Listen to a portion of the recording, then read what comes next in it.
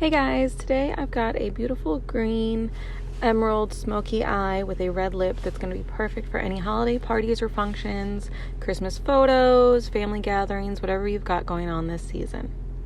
I did my brows off camera using my brow jam and am using a concealer to prime my eyelids, setting it with translucent powder.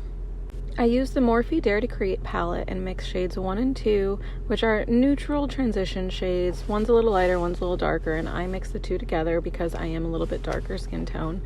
I'm just going to put that on my crease, and I'm going to blend it up towards my brow bone and down into my outer corner. This is going to be a really nice base and transition shade to make all of our shades blend seamlessly together. Once our transition shade is blended and even on both sides, we're going to pick up number 3, which is an olive green shade. I'm going to pack that into my outer corner, blending all the way into my crease and not too high up the brow bone. This is going to give us a little bit more depth and definition and be a really good base layer underneath our emerald green. I always start my shadow application with a big fluffy brush, and as I want to get more precise with my shadow shades, I use a smaller, more dense brush to do that with.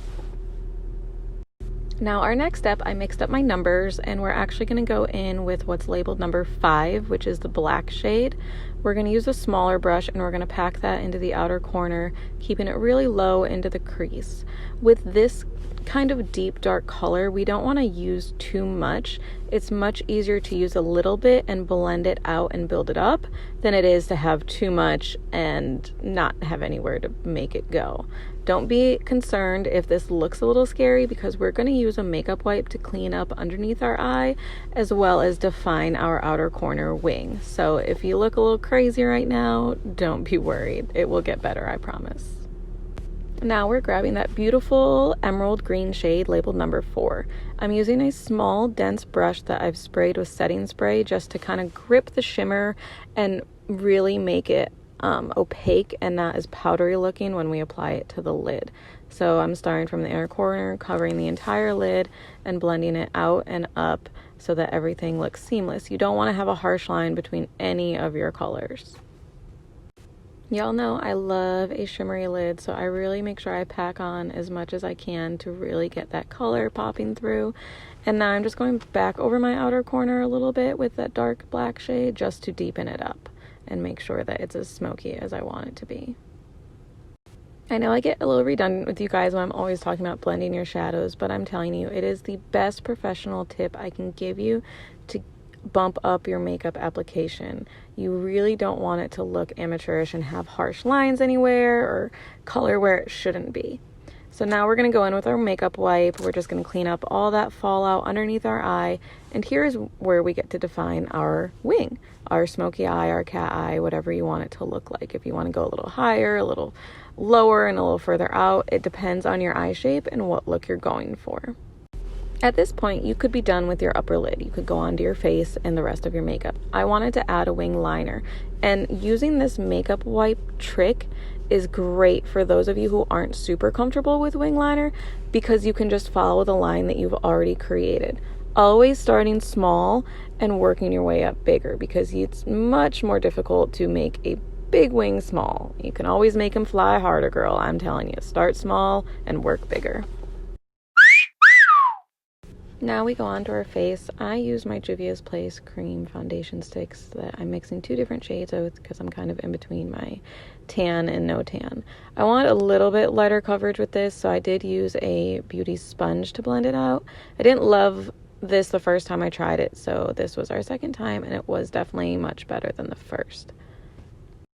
Next, we go in with some concealer in any areas that we want to highlight or cover up. For me, it's just a little bit on the under eye and the tops of my cheeks. I usually carry a bit of redness, so I'm using the darker concealer shade right now just to make that match and blend with my foundation. And then I'll go in with a little bit of a lighter concealer in the places that I want to brighten, which are my deep dark circles. It was here when I realized how badly I needed my Botox done, because my face, it just moves too much. Next step is setting our concealer with a translucent powder before we go in with our bronzer. I'm going to start with a big fluffy brush with my bronzer just to kind of start to give the face some shape and definition, switching over to a smaller, more dense brush for a more specific placement of my bronzer. Even though we aren't actually contouring today, we're still going to use our bronzer to give us that contour definition, bring the cheeks in, bring the jawline in, and make everything super snatched. So I went in with a blush that I hadn't used in forever and forgot how pigmented it was, which is okay. We're just going to really focus on blending that out, and I actually switched to a clean brush to try and blend it out because I didn't want to have any excess powder on my blush brush left over. I really love rosy cheeks, so I start on the apples of my cheeks and just blend up towards my temple, and then going over that with my highlight, keeping it right at the top of the cheekbone, up my temple a little bit, kind of dabble on my forehead and the tip of my nose and my upper lip as well. We're going to use a small fluffy brush on our lower lash line using the same transition shades that we used on our upper lid, and then using a small angled brush to define the lower lash line. I'm not going to put eyeliner on my lower lash line.